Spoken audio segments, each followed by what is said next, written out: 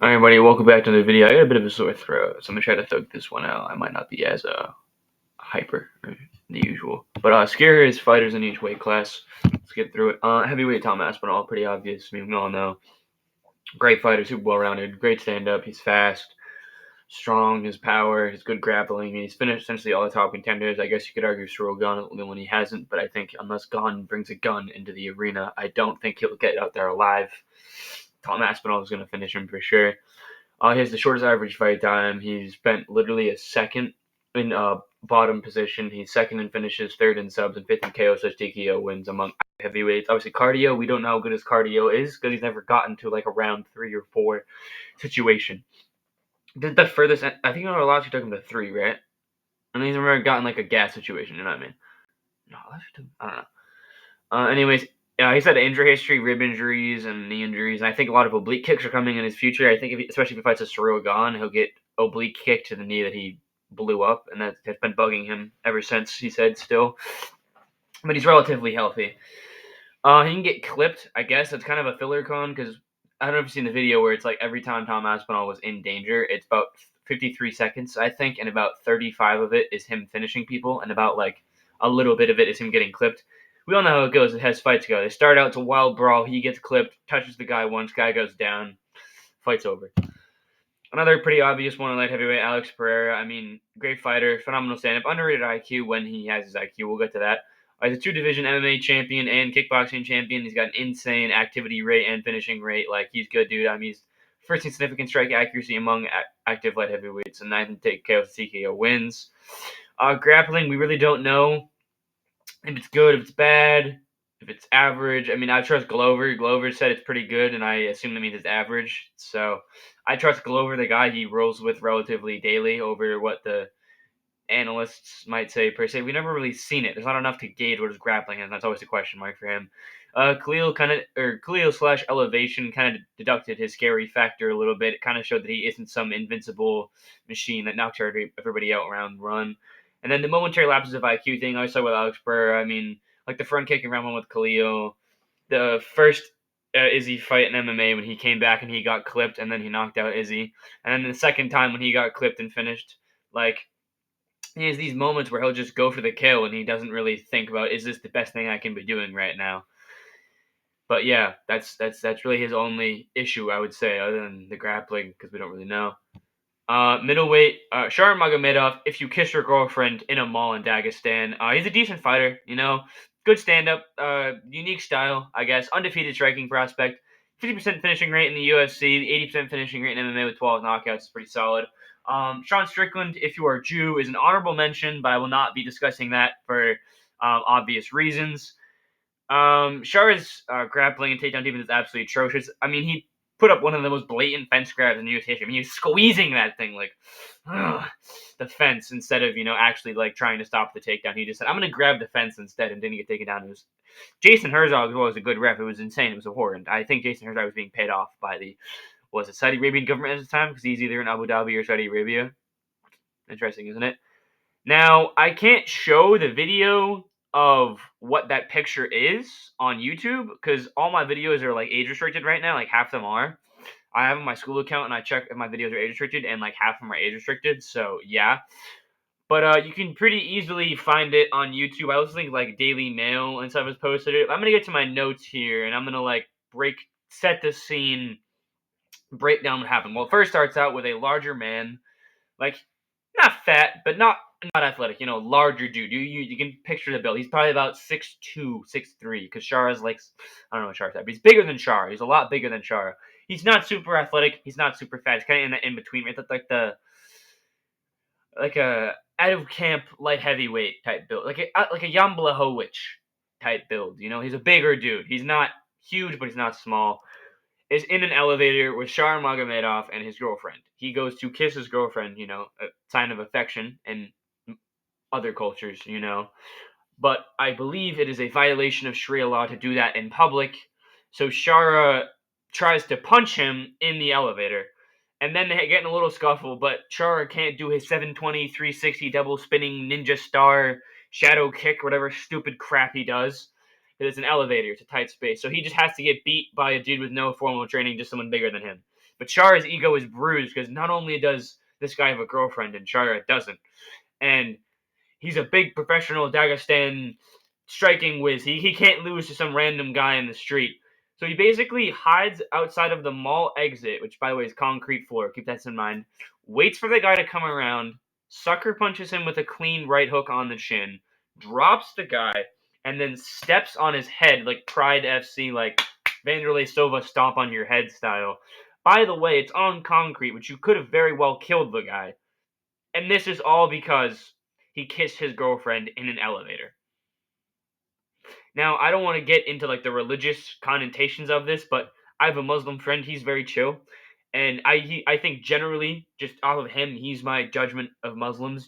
Generally, he wouldn't do something like this. So I think generally it's pretty uncommon or irrational to curb stomp somebody for kissing their girlfriend in a public place. You know what I mean? Seems like a crazy reaction. So don't do that around Sharmagomedov, guys. Don't do that. Welterweight, I have Joaquin Buckley. If you fought Tyrone Woodley, it's kind of like Gohan killing Cell type situation. Buckley's avenging Woodley, or yeah, that's the right. From the losses and then obviously the one draw, which whatever. Kind of noticing a pattern. Now, as much as I don't like Buckley because he did unforgivable things to Wonderboy, well, forgivable obviously, but I need to process it. You know how it goes. I love Wonderboy on this channel. I haven't talked about him enough, but I need to. He's like my third favorite fighter, I'd say. Active. He's good, dude. Good stand up, very explosive, game plan super well, super high IQ, pretty solid wrestling. I think he's grown a lot from that Kevin Holland loss. I'm still going to talk about it because I need filler, but he's grown a lot from it. Fourth in significant strike defense, fifth in striking differential, and ninth in KOs to TKO wins among active welterweights. The cons, cardio is an issue. Then it was Colby is your source, so it's like really. I'm also just call me a bad person for assuming it, but he's a very large gentleman, very tall, a lot of muscle, and we know that scientifically speaking, you gas out quicker the more muscle you have. So I'm just making that assumption. But also Colby, who did share some the octagon with him, also said it. And then again, it's also Colby Covington, so he's not the most reliable narrator. Now, it might not be the Tyron Woodley effect. He did beat Alex Morono, who was not a Tyron Woodley opponent, but he didn't finish him. That's the difference. So yeah, like I said, kind of filler, but he's had trouble with the rangier, taller guys as a shorter dude. I mean, Wonderboy was giving a little bit of trouble before he knocked him out, but again, he does such a good job because Wonderboy was at range, kind of not piecing him up per se, but landing shots, giving him some trouble. It wasn't easy for him. It wasn't like the Nusretin Rozabayev fight or the Luque fight. It was like, it's 3 rounds, two and a third. But yeah, then Buckley started to try to get ways to get him back up against the cage. Back up, he started blitzing, and then he hit him with a good shot. His IQ. That's the IQ from Buckley. But yeah, and then the Kevin Holland, obviously. But I don't want to talk about Kevin Holland loss too much. I think he's grown a lot from it. This one's kind of common at lightweight. It's Drew Dober. If you are skin tone 7 through 10 on EAFC 25. So yeah, we kind of know what this. He's a decent fighter, good chin, power. I think his footwork's underrated. I think he's got pretty clean footwork, all things considered. I know it's kind of random, but I look at that stuff. He's got 2 KOs over 2 fighters who match the description. Most TKO/KO wins in lightweight, or active lightweight, sorry. 4th in finishes and knockdowns among active lightweights. There we go. Yeah, all of his active lightweights. I don't know why I said all the time. I got the all the time videos still running through my head, I guess.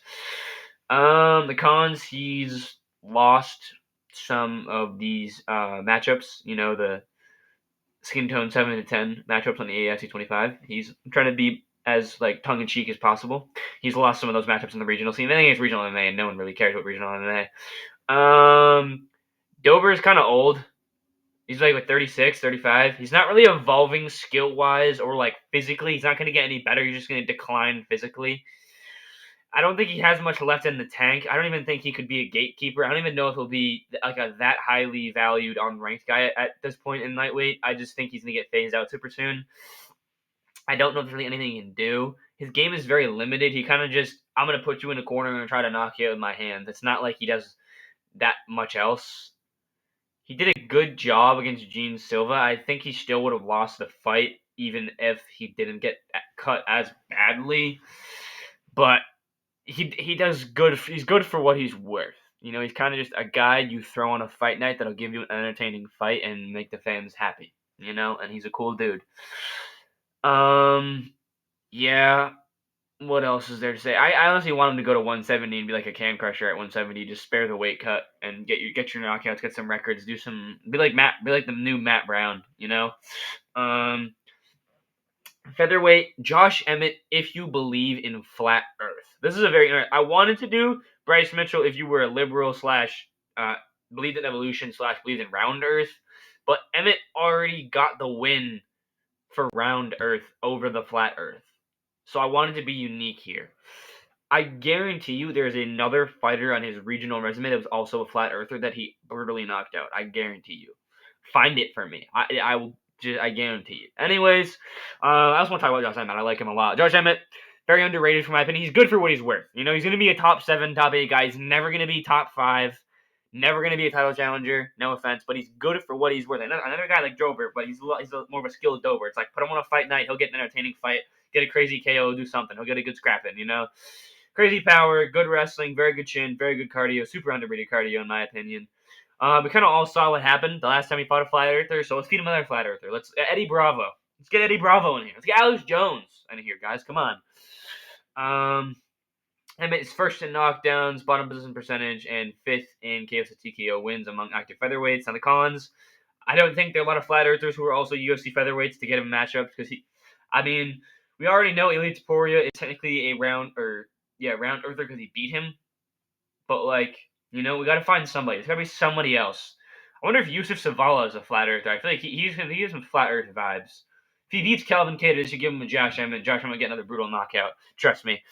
Emmett kind of just struggles against high level comp. It's kind of been the whole thing in his career that he just doesn't have some guys are never going to be I said top 5 or title challenger, and that's okay. You can still make some money, live a life. You know, he's got a wife, right? He's got things. He makes decent money. He lives a life. He can feed his family. You know, keep the lights on. That's good. He's good for what he's worth. Get some bonuses here and there because his crazy power and knockouts. You know. I also think the real things holding him back, though, not just the skill, is his height. He's kind of short for the division. He's kind of just a short guy in general, and his reach is atrocious, as you can see by his build. I also think he cuts a lot of weight to get to featherweight, but again, he's not really going to be a welterweight because he's just small at featherweight. He's going to be small at welterweight. He's going to be microscopic at welterweight. But also the head movement is not really there. He kind of takes advantage of that good chin I mentioned earlier and takes a lot of unnecessary shots. I thought it's kind of like got knocked out against Jeremy Stevens, but I don't know. It was also a brawl. It was a good fight. I gotta knock him out. Anyways, bantamweight, Cody Stamann. If you are a wild animal. So he's a solid fighter. You know, I kind of a niche pick for the casuals. I like him. I follow his Instagram. I think he's pretty interesting. He's a good wrestler too. Good cardio to go with it. I mean, he's wrestler by trade, hunter by I don't know what the witty pun is here, but he likes to wrestle and likes to hunt, guys. All right, we get it. He's a 15-fight veteran in the UFC. He's fought Aljo. I think he's fought a couple other good guys. He's fought good comp. He hasn't really beaten good comp, but he fights good comp. Or fought good comp. You know, go look at his resume. You'd be pleasantly surprised. I'm not saying he's good or bad. I'm saying he's solid. He's a solid guy. If you're in there with Aljo or one of the best of the weight class ever, objectively, you gotta be decent, you know. He's 8th in decision wins. If that really matters to anybody, I just wanted to throw a record in there because I felt bad. But 15-fight veteran, fuck good comp, that's pretty solid for himself. I mean, this is kind of off topic, but I don't think they'll let wild animals in the UFC. But if they did, we need to have John Jones fight a gorilla that spent 2 months with Jason Perillo and 2 months with John Danaher. Hear me out. If John Jones won't fight an active heavyweight, just give him a gorilla instead. I think that's a very fair punishment for what he's doing right now. I don't know if you guys heard about Pereira Volkov. That's 100% fake. That's not happening. It makes literally no sense. It just furthers the logjam at heavyweight. You have a logjam with contendership, and you have a logjam with champions. Whatever. It's not about that video. I could talk about that. I need video ideas, by the way. Guys, I need video ideas. Cody Stamann, his stand-up's not really that good. Back on topic. Not very accurate. Not a lot of head movement. He's been at MMA for a while, but his stand-up just isn't really that great. Hasn't really improved that much. The real issue, though, is he's kind of an old. He's 35. He's an in-betweener. He's too short for 145, but he's too big for 135, weight-wise. So he pushes for this 140 weight class that just no one would go to. It would never happen. I mean, I think Sean O'Malley would probably be the champion. I don't even think Marab would go to it because it's 140. That's not big of a deal. It's a big deal for him because his weight cuts suck. That's why he missed weight last fight. And he's getting old, missing weight. He's short. You know, it's not good for him. But again, he's kind of stuck at bantamweight because the other option goes to featherweight and he's just short, super short. He's 5'7", 5'6". They say he's 5'7", 5'6". Flyweight, this one's kind of obvious again. I mean, Tetsuo Taira, if you're of Mexican descent. Now, he did lose to Royval. We'll get into it, though. Taira's a good fighter, though. He's a good grappler. Decent stand-up. He's well-rounded enough, not to be a title contender per se, but he's going to be good enough to get, like, top 7, top 6 in flyweight. He got a 6-1 record over fighters of Mexican descent, which is kind of insane. Happened 7 times, and he's fought, like, 7 people of Mexican descent in a, 14 fight career. That's literally half of his opponents. Wow. No, that's actually really messed up. Half of your opponents are of Mexican descent. That's crazy. He's genuinely, he's gonna be like, hey, I'm happy, thank you. I want another Mexican. That's what he's doing. Like, he's calling up Dana asking for another one, bro. It's crazy. Anyways, he's second in top position percentage, grappling stat. Fourth in control time, seventh in finishes, and then 10th in submission among active flyweights. Pretty interesting. Good mix, of finishes. He's a good prospect, guys. I feel like we're doubting him too much after the Raw Dog performance, but Raw Dog's good, dude. He's good, bro. Brandon Royval, he's good. He's good at fighting. I don't know. I don't want to act like he died of cancer. He's like alive, and he's actually a really good contender. I honestly think if Pantoja goes up to 135 and fights Merab, he'll be the interim champion, and he'll probably. I think if Pantoja can lose to Merab, and I think at his age he might just retire. To be real, he's done everything he needs to really do. I think to get a Hall of Fame bid, but that's whatever. Another video that already came and went. What else we got? Well, Taira, back to the real guy, and Tetsuo Taira. His real issues obviously are the head movement and a cardio concern. But then again, Royval pushes his crazy pace and just has insane cardio. So I don't know if it's Taira's fault for gassing against Royval, because Royval is just insane in terms of the cardio perspective. But yeah, that's pretty much the video. I know it's pretty scary. I hope you didn't get too spooked by it. Thanks for watching, and God bless.